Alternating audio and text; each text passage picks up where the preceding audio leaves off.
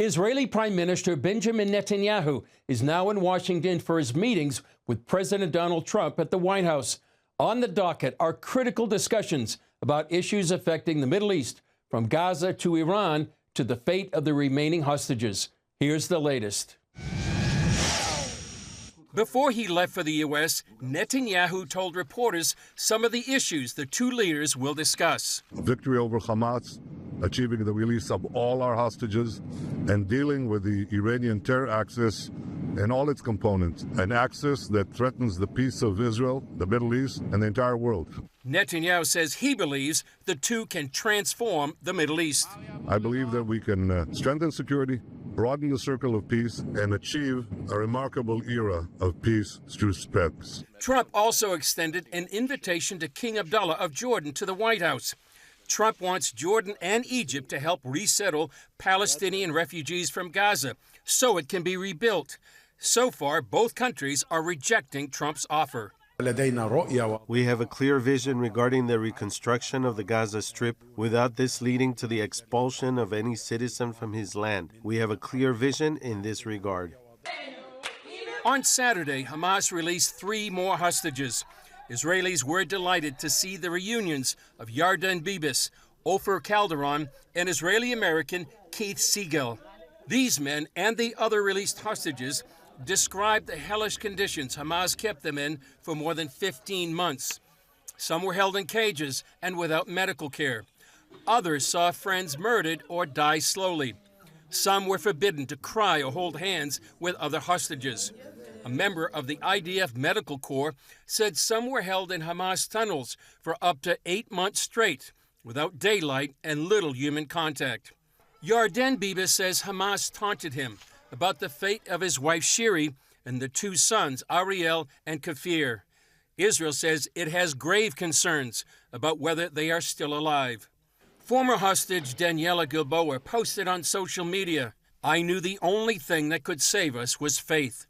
She waited for the moment she could recite the prayer of thanksgiving in her synagogue. President Trump's envoy Steve Witkoff met with some of the released hostages. People of the United States stand with you. The President stands with you. And we have a common goal to bring everybody home. Some were also held in United Nations Relief and Works Agency facilities. Israel has now banned UNRWA activities in Israel. It's Israel's most extensive action against the UN agency yet. CBN News has reported for years how UNRWA's curriculum teaches generation of Palestinian children to fight for Israel's destruction. The war in Gaza also exposed the incestuous relationship between UNRWA and the terror group Hamas, where many UNRWA employees work for Hamas and shared UNRWA facilities. The ceasefire and hostage release deal between Hamas and Israel will be a main topic for the two leaders. Before reporters in the Oval Office, President Trump said he's not sure the ceasefire with Hamas will hold up. I have no assurances that it'll hold. I mean, I've seen people brutalized. Nobody's ever seen anything like it. No, I have no guarantees that the peace is going to hold. The president asked his Middle East envoy, Steve Witkoff, about the deal. It's holding so far. So we're certainly hopeful, and that's the president's direction. Get the hostages out, save lives, and come to hopefully a peaceful settlement of it all. So far it's holding. Some Israelis are hopeful with President Trump in office. It might be an opportune time to declare sovereignty over Israel's biblical heartland in the area known as the West Bank. Asked if he supported Israel annexing that region, Trump said he wouldn't talk about that, while explaining how the Jewish state is a tiny nation in the region. It's a small country in terms of land. See this pen, this wonderful pen? My desk is the Middle East. And this pen, the top of the pen, that's Israel. That's not good, right? You know, that's a pretty big difference. Trump has repeatedly advocated for Palestinians in Gaza to be relocated to Egypt, Jordan, or other countries, either temporarily or permanently, while Gaza is rebuilt, an idea Arab nations are rejecting. Trump will also view the 47-minute raw video of Hamas's massacre on October 7th. The Prime Minister's office announced Netanyahu will extend his trip through Saturday because of the many requests for meetings. Monday night, he met with Christian leaders in a meeting hosted by Governor Mike Huckabee, who, if confirmed, will be the next U.S. ambassador to Israel. House Speaker Mike Johnson also announced Netanyahu will meet with congressional leaders, who stated, "We need to be supporting Israel right now as strongly as ever." And Politico reports Trump is set to sign an executive order defunding the United Nations Relief and Works Agency, UNRWA.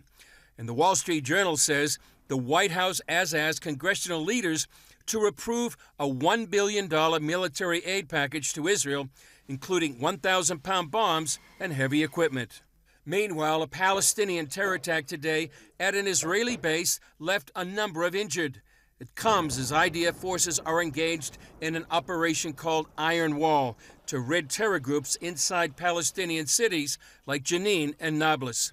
And in the aftermath of the war with Hamas, a new poll shows 71% of Israelis oppose the establishment of a Palestinian state in Judea and Samaria, while 68% support declaring sovereignty there.